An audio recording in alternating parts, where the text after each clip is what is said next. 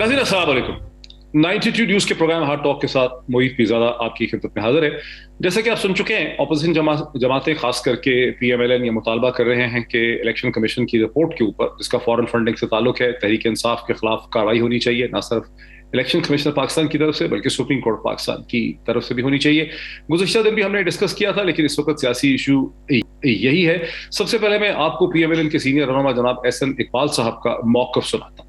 जिसने ईमानदारी का मेकअप किया हुआ था, कौम को हर वक्त शफाफियत का दर्स देता था, जब फॉरेन फंडिंग केस की रिपोर्ट आई, उसका मेकअप उतरा तो अंदर से एक नहायत भयानक करप्शन का, मनी लॉन्ड्रिंग का और पाकिस्तान दुश्मन लॉबी से बैरूनी फंडिंग हासिल करने का चेहरा सामने आया है। आज कौम साकिब निसार साहब से भी पूछना चाहती है, क्या सादिक और अमीन उसे कहा जाता है कि जो झूठे बयानात इलेक्शन कमीशन को देता है, जो झूठी दस्तावेजात पे दस्तखत करता है? नाज़रीन, अगर ये PMLN का मौक़िफ़ है, हार्ड मौक़िफ़ है, तो दूसरी तरफ इंफॉर्मेशन मिनिस्टर फवाद चौधरी साहब इसे किसी खातर में ला ही नहीं रहे। उनका मौक़िफ़ भी सुन लेते हैं। अपना अपने शौक के ऊपर ही लोग बातें कर रहे थे।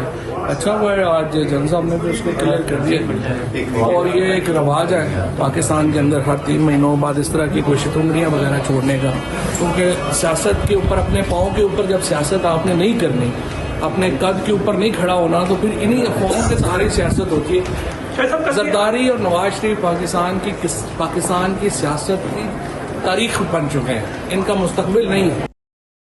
नाज़रीन, आपने सुना कि PMLN का मौक़िफ़ तो यह है कि हुकूमत एक्सपोज हो चुकी है बहुत बुरी तरह से, और जो शराफत का और दयानतदारी का वादा और रखा था वज़ीर आज़म ने, वो एक्सपोज हो चुका है।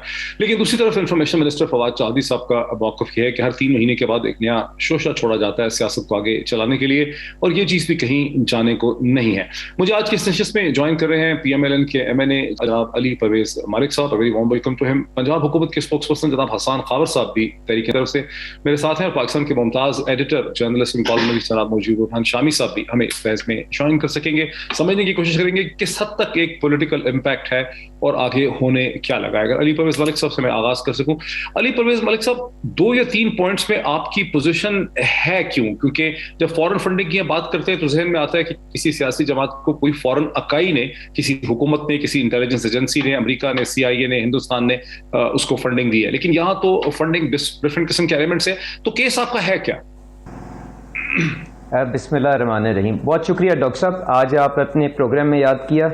देखें, जो हमारे सादिक और अमीन वजीर आज़म साहब हैं, जिन्होंने आप जानते हैं 2019 के अंदर 1 करोड़ रुपए के करीब तकरीबन टैक्स दिया, और ये उन्होंने जो पिछले 40-50 सालों में टैक्स दिया था उससे कहीं ज़्यादा है, तो वो उनकी ज़राए आमदनी किया। इसके ऊपर तो हम मेरे ख्याल से एक अलहदा नशिस्त कर लेंगे, पर जो असल मैं आपसे बात करना चाह रहा हूँ, पहली बात तो ये कि वजीर आज़म साहब को ना यहाँ पे एक्स्ट्रा स्मार्ट होने की ज़रूरत नहीं है। उन्होंने जिस तरह से इस रिपोर्ट को वेलकम किया है, हम सब ये भूल नहीं गए कि ये मामला पिछले 6-7 साल से पाकिस्तान तहरीक इंसाफ फर्क डिलेइंग टैक्टिक्स के जरिए इसको रोके बैठी हुई थी, और आपने ये भी जानते हैं कि उन्होंने इलेक्शन कमीशन की ज्यूरिसडिक्शन भी इसके अंदर चैलेंज करने की और हर तरह से इस इंक्वायरी को रोकने की कोशिश की। अब जो आप बात कर रहे हैं कि हमारे इल्जामात या ऑफेंसेस के हैं, और आपने जो फॉरेन फंडिंग की आपने जो एलिमेंट को टच किया कि कोई यहाँ पे कुछ सीक्रेट एजेंसी के जरिए तो पैसे नहीं आए हुए, तो हम इसको क्यों एजिटेट करें? देखें, जो पॉलिटिकल पार्टीज ऑर्डर है आपका 2002 का, उसके अंदर बड़ी क्लियरली प्रोहिबिशन मौजूद है कि आप किसी फॉरेन कंपनी से पैसे यहां पे अपनी पॉलिटिकल पार्टी को चलाने के लिए नहीं दे सके। और आज के अखबारों में आपने देखा है कि ना सिर्फ इन्होंने आरिफ नकवी साहब की अबराज कैपिटल से पैसे और डोनेशंस ली हैं, और उसके बाद आप जानते हैं किस तरह से उसकी प्राइवेटाइजेशन के अंदर या उसकी सेल के अंदर इन्होंने क्विड प्रो को के जरिए मदद करने की कोशिश की है। वो तो अपनी जगह, पर इसके अलावा बेपनाह और फॉरेन कंपनी से भी पैसे पैसे ले चुके हैं। So this is just one part of the offence जो आपने जिसको टच अपॉन किया, और उसके अंदर पॉलिटिकल पार्टीज ऑर्डर के अंदर लिखा है अगर ये डिसएग्री करते हैं तो उसको चैलेंज कर लें, but as the law stands today तो ये प्रोहिबिटेड था, तो इसीलिए आपको प्रोहिबिटेड सोर्स ऑफ फंडिंग कह रहे हैं। इसके अलावा इसके अंदर कंसीलमेंट का भी मामला है कि आप जानते हैं कि स्टेट बैंक ने जो अपनी रिपोर्ट दी थी उसके अंदर उन्होंने बताया कि जी तकरीबन पाकिस्तान तहरीके इंसाफ के 26 अकाउंट्स थे, जबकि इन्होंने इलेक्शन कमीशन को 4 अकाउंट्स जो थे वो इन्होंने डिस्क्लोज किए हुए थे। तो ये जो एक लैक ऑफ आपका कंसीलमेंट का भी मामला है, और इसके साथ साथ ये बात तो ठीक है कि पाकिस्तान तहरीके इंसाफ को शुक्रगुजार होना चाहिए इलेक्शन कमीशन का, इसलिए नहीं कि उन्होंने ये स्क्रूटनी कमेटी की रिपोर्ट पब्लिक की है, बट इसलिए कि उन्होंने इनको जो बाकी के इनके अकाउंट गुमे हुए थे उनकी जरूर निशानदेही कर ली है। तो जो 30 करोड़ रुपए जो इन्होंने रिकंसाइल नहीं किया, और वो पैसा पता नहीं कहां पे इमरान खान साहब ने जो अपने टी बॉयज और अपने पार्टी के जो पीएंस के नामों के ऊपर बुलाया था, वो पैसा कहां पे इवेपोरेट हो गया था। तो ये यकीनन पाकिस्तान तहरीके इंसाफ के लिए अच्छी खबर है कि उसको इन्वेस्टिगेट तो करें कि वो पैसा कहां पे चला गया।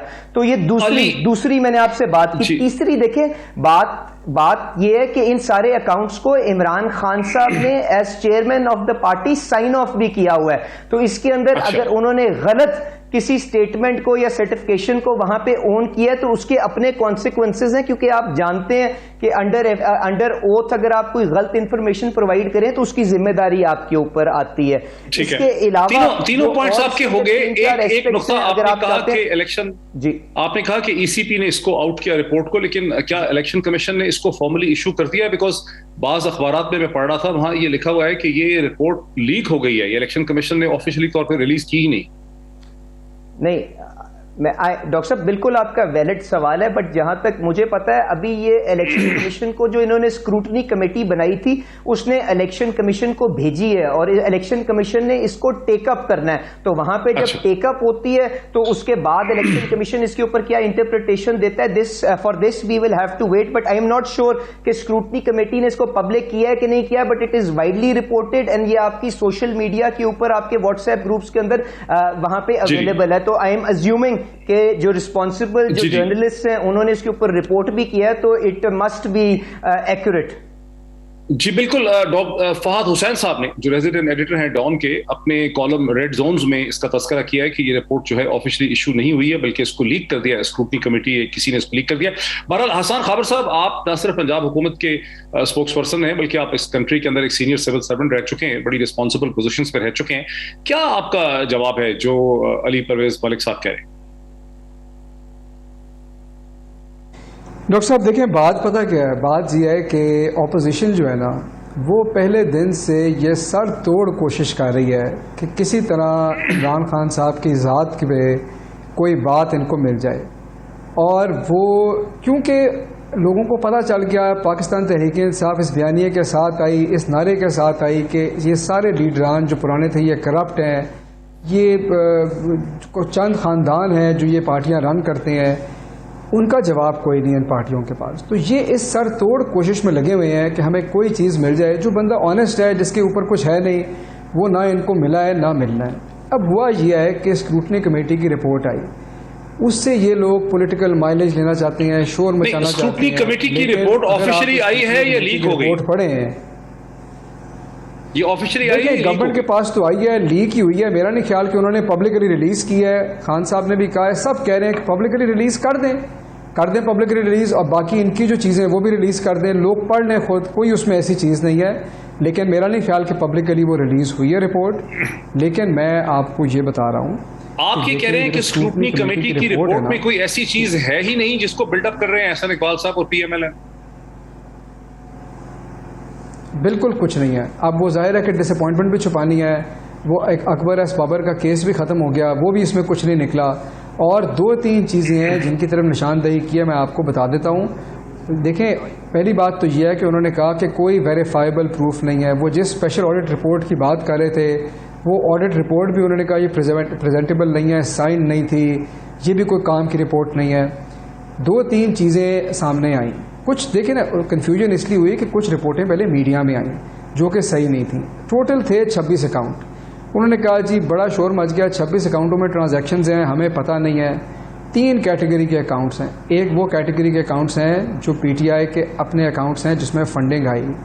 एक सब्सिडरी अकाउंट्स हैं और एक वो अकाउंट हैं जो गलती से उन्होंने डाली हैं। जब वो वेरीफाई करेगा, इलेक्शन कमीशन देखेगा, हम बता देंगे। वो वेरीफाई करेंगे बाद गलत कह रहे होंगे तो हमें बता देंगे जी आप गलत कह रहे हैं। कुछ ऐसे उसमें अकाउंट हैं जिनसे हमारा कोई ताल्लुक नहीं है। दूसरी 31 करोड़ की ट्रांजैक्शंस की बात है, जो उसमें एक फैक्ट है कि जी 31 करोड़ की ट्रांजैक्शन शायद ऐसी हैं जिसका हिसाब नहीं है। उसके भी दो हिस्से हैं, वो दोनों बाहर से नहीं आए, वो क्रॉस ट्रांजैक्शंस है, यानी एक अकाउंट से दूसरे अकाउंट में हुई है। वो भी अकाउंटिंग एरर है, जब वो रिकन्सिलिएशन करेंगे वो भी बात आ जाएगी।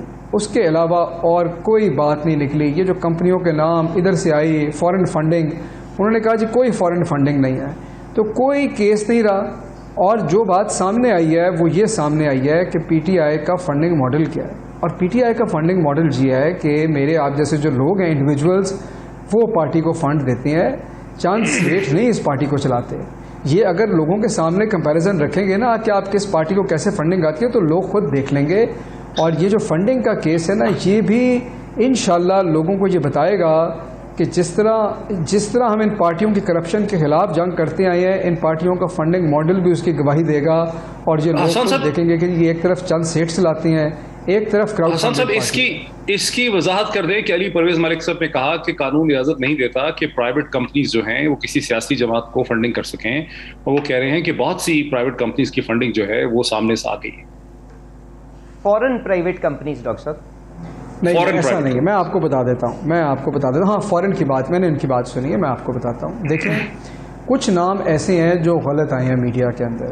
वो हो सकता है कि उनकी शिकायत जो उन्होंने जो अपनी पटिशन दी थी उसके अंदर नाम हो, वो एक लाख है। हमारे जितने ओवरसीज़ पाकिस्तानीज़ हैं जिन्होंने फंडिंग दी है, कानून के मुताबिक बाज़ लोग ऐसे हैं जिनकी सिंगल ओनर कंपनीज होती हैं, वो भी साथ नोटराइज्ड अपना बयान देते हैं कानून के मुताबिक कि जी ये हमारी पर्सनल फंडिंग है। कोई उसमें एक भी ऐसी ट्रांजैक्शन नहीं है जो कानून से हट के हो, जो गैर कानूनी हो। अगर होगी तो फिर तो देखिए ना, फिर मसला क्या था। अगर गैर कानूनी होगी तो इलेक्शन कमीशन बता देगा।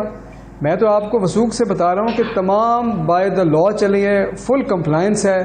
और कोई भी, वो कहते हैं उर्दू का मुहावरा, खोदा पहाड़ निकला चूहा। ऑपोजिशन की इससे उम्मीदें बहुत वाबस्ता थी। उनका ख्याल था कि शायद कोई ऐसी चीज़ निकल आए कि वो खान साहब पे उंगली उठा सके, वो नहीं निकली। अब वो अपनी खफत मिटाने के लिए और छुपाने के लिए इस तरह की बातें करें, कुछ नहीं हो उस रिपोर्ट के अंदर। अच्छा अली परवेज मलिक साहब, आपने जो कुछ सवाल उठाए उसका जवाब तो देने की कोशिश की है। हसन खाबर साहब ने क्या गलत कहा, हसन खाबर साहब ने, जिससे आप सेटिस्फाइड नहीं? लेकिन डॉक्टर साहब, वो खावर साहब ने बिल्कुल जवाब देने की कोशिश की है, पर मेरा नहीं ख्याल कि वो सही तरह से एक्सप्लेन कर सके। मैंने तो फैक्चुअल बातें की है ना। अगर स्टेट बैंक ऑफ पाकिस्तान ने कहा 26 अकाउंट है तो बताएं कि हैं कि नहीं है, और अगर वो उसको नहीं इन्होंने डिस्क्लोज किया तो उसके अपने कॉन्सिक्वेंसेज होंगे। इसके ऊपर तो कोई मूट पॉइंट या बहस का तो कोई मामला ही नहीं है। उसके अलावा वो कहते हैं कि कंपनी से किसी डोनेशन नहीं आई। आज के आपके डेली अखबार उठा लें, उसके अंदर कंपनियों के नाम लिखे हुए आरिफ नकवी साहब की, वोटॉन क्रिकेट लिमिटेड। ये मैं एक मिसाल दे रहा हूं। इसके अलावा जो इन्होंने होटल के लाइसेंस के एवज लोगों से डोनेशनें ली हैं और बाकी के मामलात हैं, वो अपनी जगह। ये जुलाई 1, 2011 के ऊपर इनकी अपनी पाकिस्तान तहरीके इंसाफ की अपनी जो मीटिंग हुई है उसके मिनट्स मेरे पास मौजूद हैं। मैंने इनको कहा कि इनके टी बॉयों के अंदर, इन्होंने टी बॉयज के अकाउंट के अंदर डोनेशन ली है कि नहीं ली है। मैं आपको नाम बता देता हूं, इनसे क्या एक्सप्लेन कर दें। कौन है ताहिर इकबाल, कौन है नुमान अफजल, कौन है मोहम्मद अरशद, कौन है मोहम्मद रफीक। इनकी अपनी रेजोल्यूशन के अंदर लिखा हुआ है। ये उस चीज को सारे डिसोन कर दें टीवी पे बैठ के, तो जब इलेक्शन कमीशन इनकी ये रिपोर्ट टेकअप करेगा तो इनको उसका खुद ही जवाब मिल जाएगा। जो मैं आपसे गुजारिश कर रहा हूं कि ये सीरियस इल्जामात हैं, और इमरान खान साहब ने जो मेयार तय किया था या जो मेयार बेचने की कोशिश की गई थी इस मुल्क के अंदर अवाम को, वो ये था कि जब इस किस्म के इल्जामात लगे तो आपको अपने ओहदे छोड़ देने चाहिए और आपको एक आजादाना माहौल के अंदर इन चीजों की तहकीक और तफ्तीश करवानी चाहिए। तो ये वो तफ्तीश और तहकीक करवा लें, उसके बाद जब क्लियर हो जाते हैं तो वापस आ जाए। मैं तो इतनी सी बात कर रहा हूं। और ये भी याद रखिएगा कि ये इल्जामात किसी ऑपोजिशन की जमात ने नहीं लगाए, इनके अपने फाउंडिंग मेंबर जो इनकी टिकट के ऊपर क्वेटा से एमएनए का इलेक्शन लड़ चुके हैं, उन्होंने लगाए हैं। तो उनको जाके जस्टिफाई करें, यहां पे आए बाएं शाएं करने से तो मामला हल नहीं होंगे। जी हसन खाबर साहब, वो कह रहे हैं कि आप हकायक को आगे पीछे कर रहे हैं और ऐसा नहीं है। देखिए, बात यह है कि हकायक को आगे पीछे तो नहीं, हकायक तो हकायक होते हैं डॉक्टर साहब। हसान खावर के कहने से तो हकायक आगे पीछे नहीं हो सकते। मैंने तो आपको बता दिया कि 26 अकाउंटों में से 3 कैटेगरी के अकाउंट हैं, 8 अकाउंट वो हैं जो एक्टिव हैं, जो हम मैनेज कर रहे हैं, बाकी बच गए उसके अंदर 18 अकाउंट। 18 के अंदर से मेरा, अब मुझे एग्जैक्ट नंबर भूल रहा है, 10 गालिबन सब्सिडरी हैं और बाकी के जो हैं उनसे हमारा कोई ताल्लुक नहीं है। तो कोई एक आधे अकाउंट का नंबर इधर उधर हो सकता है, मेरे सामने फिगर्स नहीं है, लेकिन ये सारी बात है। वो जब इलेक्शन कमीशन हमसे पूछेगा हम बता देंगे भाई ये फलाने नाम मिलता जुलता हमारा नहीं ताल्लुक है। लेकिन जो प्राइवेट कंपनीज के, अली परवेज मलिक ने जो प्राइवेट कंपनीज के नाम लिए हैं 3-4 प्राइवेट कंपनीज के, प्राइवेट फॉरेन फंडिंग कंपनीज के, मैं आपको वही बता रहा था ना कि देखें हमारे जितने हमारी डोनेशंस हैं, जो हमारे ओवरसीज पाकिस्तानीज हैं, बाज़ केसेस में ऐसा होता है कि सिंगल डायरेक्टर ओन्ड कंपनीज होती हैं और सिंगल मैनेजमेंट कंपनी एसएमसी कानून का एक तरीका वज़ा करदा है। देखें, हाँ, उसका वज़ा करदा तरीका है कि आपने अपना नोटराइज करके एक स्टेटमेंट देनी है कि यह आपकी ज़ाती फंडिंग है। वो पूरा का पूरे कंप्लाइंस हुई है, मैं आपको ये तो बता रहा हूँ, इसमें भी कोई हकायक आगे पीछे नहीं है। अगर इसमें कोई गलत बात होगी तो इलेक्शन कमीशन हमें पूछ लेगा, लेकिन इसका तो मैं आपको बड़ा खुल के जवाब दे रहा हूँ कि ऐसी कोई उसमें चीज नहीं है। बिल्कुल डॉक्टर ठीक है। अच्छा, अब जरा शामी साहब, कुछ दिनों से मुसलसल इस पे बहस हो रही है फॉरेन फंडिंग केस में। फॉरेन फंडिंग का जब जिक्र किया जाता है तो एक आम आदमी के जहन में यही आता है कि किसी सियासी जमात को किसी बैरूनी मुल्क की इकाई ने, यानी सेंट्रल इंटेलिजेंस एजेंसी ने, इंटेलिजेंस एजेंसी ने, वहां की हुकूमत ने, भारत ने, किसी ने फंडिंग दी है। लेकिन यहाँ जो चीज आ रही है कि पाकिस्तानी की ओन प्राइवेट कंपनीज हैं, बहुत से लोग इंडिविजुअल्स हैं। कितना नुकसानदेह है ये केस अब तक, जो स्क्रूटनी कमेटी की रिपोर्ट लीक हो गई है फॉरेन फंडिंग केस के हवाले से? देखें, जो कानून है वो तो ये कहता है कि कोई गैर मुल्की शहरी जो है वो किसी भी पाकिस्तान की सियासी जमात को पैसा नहीं दे सकता और ना वो जमात उससे पैसा ले सकती। तो कानून के जो अल्फाज हैं वो तो बहुत सख्त हैं। नहीं सर, शख्स नहीं दे सकता, ये कंपनी नहीं दे सकती, क्योंकि ये तो अली परवेज मलिक ने भी नहीं कहा। या कंपनी, इंडिविजुअल भी नहीं दे सकता। अच्छा, जो गैर मुल्की है, पाकिस्तानी नहीं है। अच्छा, अब उसमें मसला ये है, अगर आप कानून की उसके ऊपर जाएं तो वो पाकिस्तानी जो फॉरेन नेशनल हो चुके हैं, यानी डुअल नेशनल नहीं है, वो भी उसकी जद में आ जाते हैं। ठीक। तो यानी, लेकिन आम आदमी समझता है कि फॉरेन फंडिंग से मुराद ये है कि किसी गैर मुल्क ने या उसकी एजेंसी ने कोई फंडिंग की है। तो ये तो जो हमारे कानून साज हैं, जब वो कानून बनाते हैं तो उनको इन चीजों पर गौर करना चाहिए कि अल्फाज क्या होने चाहिए और उनके अंदर कितनी वुसअत होनी चाहिए और कितनी वुसअत नहीं होनी चाहिए। लेकिन बहरहाल अब जो मामला ज़ेरे बहस है और ज़ेरे समाअत है, मेरा ख्याल है कि क्योंकि अभी इलेक्शन कमीशन का फैसला नहीं आया, तो मुनासिब बात तो यह है कि उसका इंतजार कर लिया जाए। वहाँ पीटीआई को भी मिलेगा अपनी वजाहत पेश करने का, अपने दलाइल देने का, और उसके जो मुखालिफ हैं या अकबर बाबर साहब जो हैं वो भी मौजूद होंगे। जब फैसला आ जाएगा तो फिर ज्यादा वजाहत के साथ और तयक्कुन के साथ हम बात कर सकेंगे कि मामले की नौयत क्या है, क्या इसमें कोई दानिस्ता बात हुई है या कोई नादानिस्ता काम हुआ है या कोई भूल चूक है या कोई दानिस्ता कोई चीज छुपाई गई है। मेरा थोड़ा सा इंतजार कर लेना चाहिए। शामी साहब, अभी हसान खावर साहब एक्सप्लेन कर रहे थे कि अकबर एस बाबर का केस तो तकरीबन खत्म हो गया, आप कह रहे हैं अभी उस केस में कोई जान बाकी? देखिए, अब ये इलेक्शन कमीशन के सामने है। अगर हसान खावर साहब लोग को मालूम है कि इलेक्शन कमीशन ने कोई फैसला दे दिया है तो मुझे नहीं मालूम। अभी तो इलेक्शन कमीशन में उसकी हेयरिंग करनी है। अभी स्क्रूटनी कमेटी की रिपोर्ट पेश, बदकिस्मती से जो हमारे सियासतदान हैं वो एक चौके छिक्के इसी तरह लगाते हैं। जो उन पीटीआई के मुखालिफ हैं वो जोर दे रहे हैं कि जनाब दौड़ो पकड़ो, गोया के वर्डिक्ट आ गया है और पता नहीं क्या मामला जो है तश्तसबाम हो चुका है, और पीटीआई कह रही है कि इसकी कोई वक़्त ही नहीं है। भाई, मामला जो है इलेक्शन कमीशन ने उस पर अपनी राय अभी देनी है, तो आप उसका इंतजार कर लें। बिल्कुल सही है, बिल्कुल सही। शामी साहब बहुत शुक्रिया, मेरे साथ रहे। शामी साहब आपने बड़ी देर से भी हमें ज्वाइन किया, बहुत सी चीजें आपसे समझनी है। बात यहाँ पे ब्रेक से पहले कि स्क्रूटनी कमेटी की रिपोर्ट अभी पब्लिकली ऑफिशियली पब्लिक हुई नहीं है।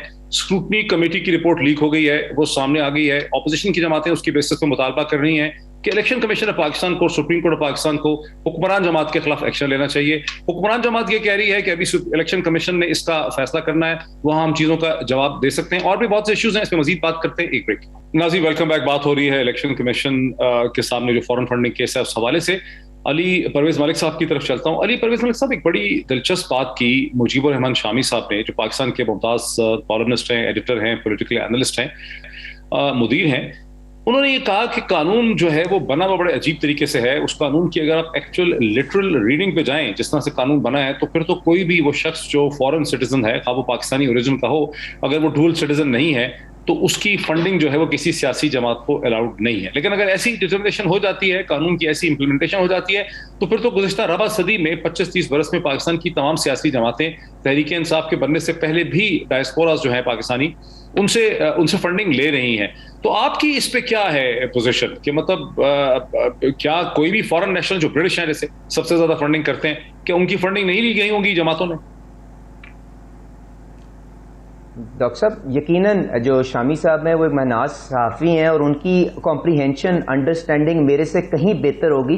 पर मैंने जो पिछले सेगमेंट में बात की थी वो मोर और लेस वही थी जो शामी साहब ने कहा, और मैंने भी ये कहा था कि ये मामला अब इलेक्शन कमीशन के अंदर टेकअप होगा और उसके ऊपर वो अपनी रूलिंग दे देंगे और हम सबको उसका एहतराम करना चाहिए। पर जो मेरी एक छोटी सी डिसएग्रीमेंट शामी साहब के साथ है वो ये है कि जो प्रोहिबिशन है, जो आर्टिकल 6 के अंदर, जो पॉलिटिकल पार्टीज ऑर्डर 2002 के अंदर, जहां तक मेरी अंडरस्टैंडिंग है, मैं वो वर्बेटम पढ़ देता हूं और आपको उससे सिचुएशन क्लियर हो जाएगी। क्योंकि मेरे ख्याल से प्रोहिबिशन सिर्फ कंपनीज के ऊपर है, इंडिविजुअल्स के ऊपर नहीं। और इंडिविजुअल्स आपको डायरेक्टली अगर कंपनी ये पार्टीज को डोनेशन देते हैं तो वो एक्सेप्टेबल है। तो ये जो आर्टिकल 6 है वो कहता है एनी कॉन्ट्रीब्यूशंस मेड डायरेक्टली और indirectly by any foreign government, multinational और डोमेस्टिकली इनकॉर्पोरेटेड पब्लिक और प्राइवेट कंपनी, फर्म, ट्रेड और professional association shall be prohibited. तो मेरा नहीं ख्याल कि ये किसी इंडिविजुअल के ऊपर प्रोहिबिशन है, ये कंपनीज के ऊपर है। और जिस तरह से लॉ मौजूद है, इलेक्शन कमीशन को यकीनन उसको उसी तरह से इंटरप्रेट करना पड़ेगा और यकीनन वही मेयार उनको बाकी की पार्टीज के लिए भी उसके अकॉर्डिंगली रिव्यू करना चाहिए। और उसके जो भी कॉन्सिक्वेंसेज होंगे वल्लाह आलम, हम उसको ओन करने को, एक्सेप्ट करने के लिए तैयार हैं। तो मेरे ख्याल से यहां पे जो पूछना चाहिए वो चीज ये है कि क्या इन्होंने आरिफ नकवी साहब की कंपनी से पैसे लिए कि नहीं लिए। It is as simple as that. एक छोटी सी खबर, एक छोटी सी कंपनी का नाम आज के अखबारों के अंदर कोटेड है, तो ये तो येस और नो का सवाल और जवाब है ना। इसके अंदर कह देना कि वो स्पेशल पर्पज व्हीकल बनी थी, वो पता नहीं कौन सी कंपनी थी, क्या नहीं था, जब कानून के अंदर लिखा हुआ है कि हर किस्म की कंपनियों से पैसे लेने पे आपको प्रोहिबिशन है, तो it is as clear as that. अब ये तो इन्होंने आपके शो में मान ही लिया है कि हमने कंपनी से ले लिया, तो इसके कॉन्सिक्वेंसेज होंगे। और क्योंकि इमरान खान साहब ने अपने सिग्नेचर के जरिए ये सारी की सारी चीजें इलेक्शन कमीशन में जमा करवाई है, तो जाती तौर के ऊपर भी उनके ऊपर कॉन्सिक्वेंसेज होंगे। क्योंकि वो सादिक और अमीन, चाहे पहले साकिब निसार साहब ने उनको डिक्लेयर किया था कि नहीं किया था, वो आज इस मेयार के ऊपर तो यकीनन फेल कर जाएंगे। अच्छा शामी साहब, ये जो वजाहत की अली परवेज मलिक साहब ने कि कंपनीज की प्रोहिबिशन है, इंडिविजुअल्स की, अफराद की, शख्सियात की नहीं है, इस पे अब आप मुतफिक हैं? मैंने अपने बाज़ वकील दोस्तों से गुफ्तगू की तो उन्होंने उनकी इंटरप्रिटेशन दी। लेकिन अगर परवेज मलिक साहब की बात दुरुस्त है तो तब भी सवाल तो यही होगा कि जो ओवरसीज पाकिस्तानी हैं, पाकिस्तानी ओरिजिन के, लेकिन वो दूसरे मुल्कों की नेशनलिटी कबूल कर चुके हैं और पाकिस्तानी नेशनल उस तरह से नहीं है, तो फिर उनके ऊपर भी क्या इसका इख्तलाफ होगा। यानी जो अली परवेज मलिक साहब है वो भी बात कर रहे हैं, अगर वो एक किसी ओवरसीज पाकिस्तानी में, जो पाकिस्तानी ओरिजिन के ओवरसीज में पाकिस्तानी में एक कंपनी बनाई हुई है या एक एसोसिएशन बनाई हुई है, तो उसको भी वो उसी फॉरेन फंडिंग में लाएंगे जो कि गैर मुल्की अदारे और गैर मुल्की एजेंसी की फंडिंग हो। एक बड़ा एक मौजू है ऐसा, इसमें एक इंटरप्रिटेशन का मौजू है, इसमें हमें बड़ी बड़ी अर्क-रीति से इसका जायजा लेना होगा और ये इसको आप झटपट ये फैसला नहीं कर सकेंगे। वेरी इंटरेस्टिंग कमेंट है शामी साहब का। नाज़रीन, मुझे भी समझ आ रही है शामी साहब की बात से कि पाकिस्तान की कहानी लिखते हुए और बनाते हुए उसमें सुखन बड़े रह जाते हैं। मैं आपकी तरफ आता हूं, मैं क्विकली जवाब लेना चाह रहा हूं अली मलिक साहब। मैं हसन खाबर साहब का, हसन खाबर साहब वो नकवी साहब की कंपनी की तरफ बार बार इशारा करते हैं। वो कहते हैं कि नकवी साहब की कंपनी से ही जो फंडिंग ले ली है तहरीक इंसाफ ने, वही काफी है तहरीक इंसाफ के मुस्तकबिल को खतरे में डालने की। अच्छा, मैं ना डॉक्टर साहब एक ज़रा वजाहत कर दूं कि शामी साहब ने जो बात की वो भी ठीक है और अली साहब शायद एक और तरफ इशारा करें। मैं उस बात की टेक्निकल वजाहत कर दूं। मैं खुद तो कानूनदान नहीं हूं।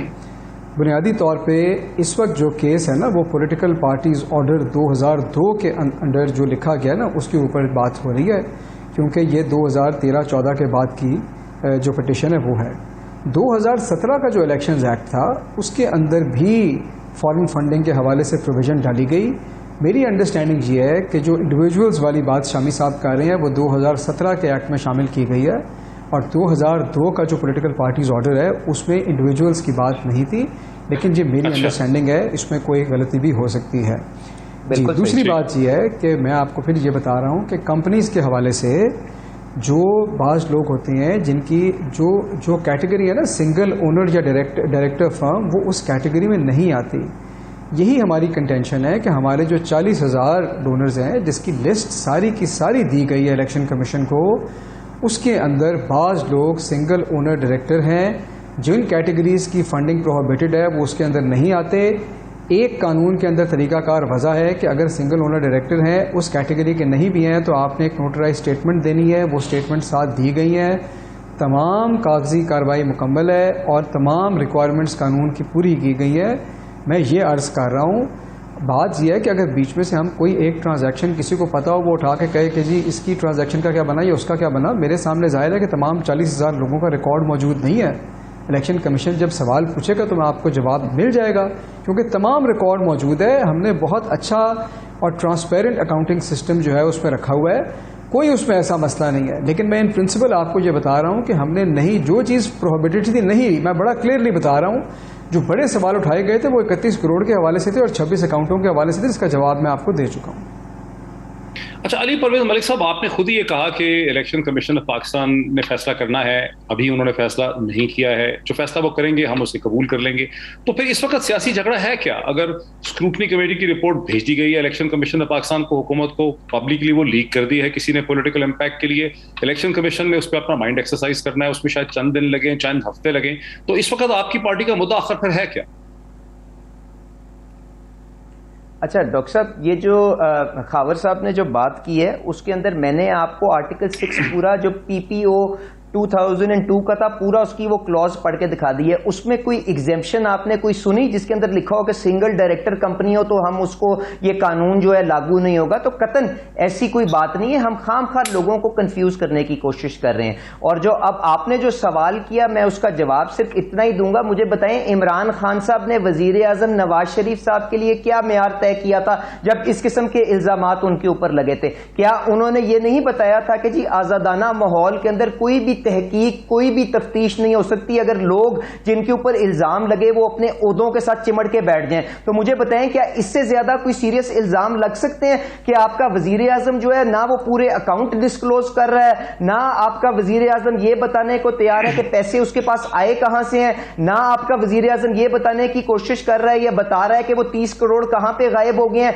ना आपका वजीर आजम इस चीज को बताने को तैयार है कि जी उन्होंने जो अपने मिनट्स खुद अपनी पार्टी के इशू किए जिसके अंदर ये इजाजत दी है कि डोनेशनें जो हैं वो आप अपने पीएनओ के और अपने टी बॉयज के अकाउंट्स में जमा करा लें, उसको भी ओन करने को तैयार नहीं है। और सोने पे सुहागा इन सारी चीजों को एज इट इज वो साइन करके इलेक्शन कमीशन के पास जमा करा देता है और कह देता है कि जी मैं सादिक और अमीन हूं। तो मुझे बताएं, क्या उनको ये प्रॉपर तहकीक और तफ्तीश के लिए इस मामले के लिए अपने ओहदों से नहीं अलहदा हो जाना चाहिए? क्या उनका ये मेयार नहीं था? ये वो सारा झगड़ा है हम जिसको आगे लेके चल रहे हैं। और यकीनन अगर ये अपना आला ज़र्फ जो यकीनन उनके पास शायद नहीं है। जब नहीं मुजाहरा करेंगे तो इलेक्शन कमीशन को यही फैसले करने पड़ेंगे इन फैक्ट्स की बेसिस के ऊपर, क्योंकि ये तो ब्लैक एंड व्हाइट के अंदर चीजें, ये कोई ढकी छुपी तो है नहीं। और मैंने आपसे कहा था कि और इनको ये जो कह रहे हैं कि हमें अपने अकाउंटों के बारे में मालूम नहीं था, तो इनको at the end of the day election commission को और किसी चीज के लिए शुक्रिया ये अदा करें या ना करें, इस चीज के ऊपर जरूर अदा करना चाहिए कि इनके माशाल्लाह 16-17 अकाउंट और इनको ढूंढ के दे दिए इलेक्शन कमीशन ने। अच्छा, मेरे साथ रहिए अली परवेज मलिक साहब, ब्रेक ले ले। ब्रेक के बाद मैं खावर साहब के पास तो जाऊंगा टेक्निकल जवाब लेने के लिए, और मुजीबर रहमान शामी साहब के पास जाऊंगा इस पूरे मामले के पॉलिटिकल इंपैक्ट को इस स्टेज पे समझने के लिए आफ्टर ब्रेक। नाज़रीन, वेलकम बैक। इससे पहले कि मैं मुजीबर रहमान शामी साहब की तरफ चलूं इसका वाइडर पॉलिटिकल इंपैक्ट समझने के लिए इस डिस्कशन की तरफ चलूं, मैं क्विक एक टेक्निकल सवाल ले लूं हसन खावर साहब से। हसन खावर साहब, अली परवेज मलिक साहब ये कह रहे हैं कि कोई एग्जेम्पशन ऐसी एग्जिस्ट नहीं करती जिस किस्म की एग्जेम्पशंस का आप जिक्र कर रहे हैं सिंगल मेंबर कंपनी एसएमसी के हवाले से।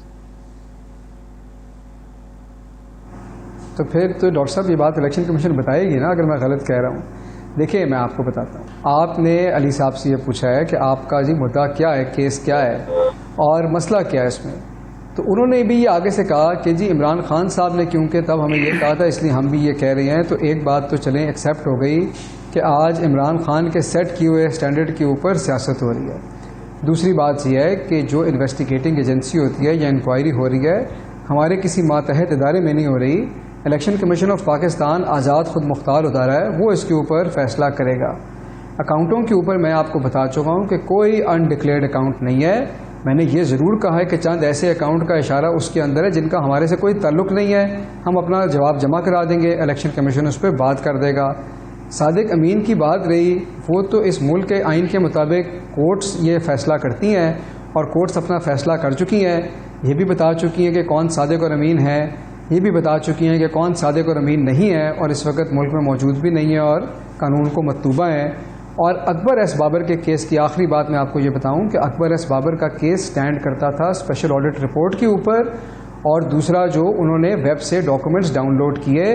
मैं इस बेस पे कह रहा हूँ, इलेक्शन कमीशन इस पर बिल्कुल अपना जवाब देगा, शामी साहब दुरुस्त फरमा रहे हैं। मैं सिर्फ ये कह रहा हूँ कि उन्होंने जो उनका केस का प्रेमाइस था स्क्रूटनी रिपोर्ट के अंदर उसको ख़त्म कर दिया गया। उन्होंने कहा कि जी इस रिपोर्ट के अंदर ये रिपोर्ट नहीं है वेरीफाइबल, ये स्पेशल ऑडिट रिपोर्ट की हैसियत नहीं रखती और अकबर एस बाबर अपना केस के लिए वेरीफाइबल सबूत नहीं जमा करा सके, ये उसके अंदर लिखा है। इसलिए मेरी अंडरस्टैंडिंग ये है कि अकबर एस बाबर साहब का केस अब ख़त्म हो चुका है, उसमें कोई जान नहीं रही और इलेक्शन कमीशन भी उस पर यही बात करेगा। लेकिन बहरहाल ये इलेक्शन कमीशन का इस्तेकाक है। अच्छा, एक सवाल क्विकली, वो बार बार ये कह रहे हैं कि वज़ीर-ए-आज़म ने पहले टैक्स पूछ लें। नहीं, वो एक चीज और भी है कि आपने ये फरमाया, अली परवेज मलिक साहब ने फरमाया था खावर साहब के प्राइम मिनिस्टर ने पहले से ज्यादा टैक्स दे दिया है। उसका भी अली साहब इंसिस्ट कर रहे हैं। डॉक्टर साहब अली साहब के सवाल का जवाब दे देता हूँ। बात यह है कि जब से इनका 16 अरब का केस आया शहबाज शरीफ साहब का, इनको हर जगह ऐसे पीएन्स और टी बॉयज नजर आ रहे हैं जिनके अकाउंटों में अरबों रुपया आ रहा है। ये उस शहबाज शरीफ साहब का केस है, ये हमारा इससे कोई ताल्लुक नहीं। अच्छा, नहीं, लेकिन वज़ीर-ए-आज़म के टैक्स पहले कब हुआ करते थे, अब ज्यादा। 2011 को इनकी अपनी मीटिंग के मिनट्स हैं, इसके अंदर मैंने नाम बताए हैं, इनको शनाख्ती कार्ड नंबर भी बता दूं जिनके अंदर ये अकाउंटों को पैसे इकट्ठे किए इन्होंने।